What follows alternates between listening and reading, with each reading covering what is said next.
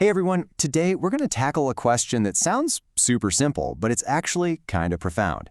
How does money get its value? I mean, really think about it. Why is this piece of paper worth anything at all? And why is another piece of paper that looks almost the same worth 100 times more? You can't eat it, you can't build anything with it, so what's the deal? What's the secret sauce here? Okay, the answer is, well, it's simple, but it's also kind of wild. Money has value, simply because we all agree it does. That's it. It's just a shared story, a collective belief we all buy into. And believe me, this story gets way more abstract than you'd think. Get this, the vast majority of money out there, we're talking a staggering 96%, isn't even physical stuff you can touch. Nope, it's just numbers on a computer screen, digital ones and zeros in a bank's database. Only that tiny little 4% is actual cash in our wallets. So to really wrap our heads around how these numbers have any value at all, we got to take a trip back in time. All right, first up, a brief history of money. To figure out where we are now, we've got to see how we got here. So way back when, it all started with bartering, right? You've got chickens, I've got bread, let's make a deal. But that gets messy fast. So we moved on to commodity money, things everyone kind of agreed were valuable, like pretty shells or even salt. Eventually, we landed on precious metals, gold and silver. They were rare, they were durable, they made sense. But yeah, even gold wasn't perfect. I mean, just picture it. Lugging around heavy bags of gold, it's not just a pain in the neck, it's also a great way to get robbed. And there's a bigger problem. What happens in a crisis? You can't just magic up more gold when the economy needs it. The supply is totally fixed. And that problem led to a really clever solution. So instead of carrying the actual gold, banks started giving out these paper notes, basically IOUs.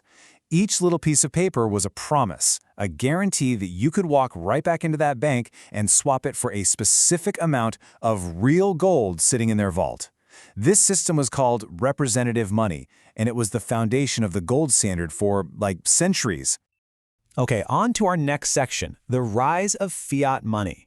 Because in the 20th century, everything, and I mean everything about how money worked was about to change. So for the longest time, that was the deal. A dollar bill wasn't just some random piece of paper. It was basically a claim ticket, tied directly to a real chunk of gold locked away in a vault.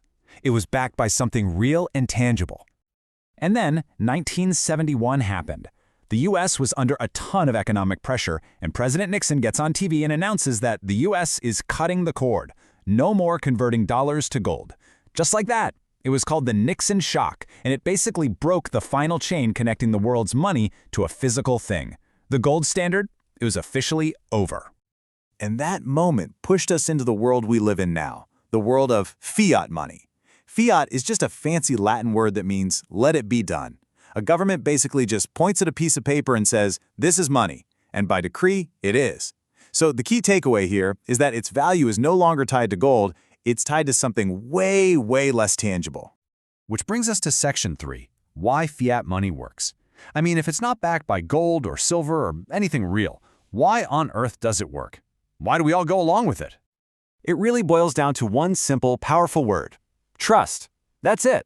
Our whole financial world is built on a shared belief. A belief that the government behind the money is stable. And maybe more importantly, a belief that if you accept this money for your work today, someone else will accept it from you tomorrow for groceries. And here's the big difference, right? With gold-backed money, the value is tied to a physical thing, which sounds great, but it meant the supply was super rigid. Switching to fiat money was a strategic move. Yeah, its value comes from trust, but that trust gives governments this incredible flexibility to manage the money supply, especially when the economy gets rocky. So where does this trust actually come from? Well, it's not just blind faith. It's really built on four main pillars. 1, we generally believe the government isn't going to collapse tomorrow. 2, we see it working everywhere. The coffee shop, our jobs, everyone takes it. 3, the government demands you use it to pay your taxes, which creates a constant need for it. And 4, and this one is crucial, we trust that a central bank is in the background, carefully managing the whole system. All right, let's dive into that last point. Section 4, managing money's value. Because that careful management piece, it might be the most important part of the whole puzzle. Trust isn't a set it and forget it kind of thing. It's an active, constant balancing act. So let's see how they do it. Okay, at the end of the day, money is kind of like anything else. Its value comes down to basic supply and demand. Simple as that. If you suddenly have way more money floating around than there are things to buy, well, the value of each dollar goes down. And that, my friends, is what we call inflation. So, to keep everything in balance, central banks have this toolkit they use. First, they try not to just print money like crazy. That's a big one. Second, they mess with interest rates. If they raise rates, it gets more expensive to borrow money, which usually slows down spending and helps cool off inflation. The whole goal, really, is to keep the economy stable, because that stability is what our confidence, our trust, is built on. And what happens when that trust completely shatters? When a government gets it wrong? Well, the results are catastrophic. History is littered with these horror stories of hyperinflation. Think Weimar Germany, or more recently, Zimbabwe. You've seen the pictures of people needing a literal wheelbarrow full of cash just to buy a loaf of bread. This quote here really nails the kind of chaos that happens when that shared story we tell ourselves about money just completely falls apart.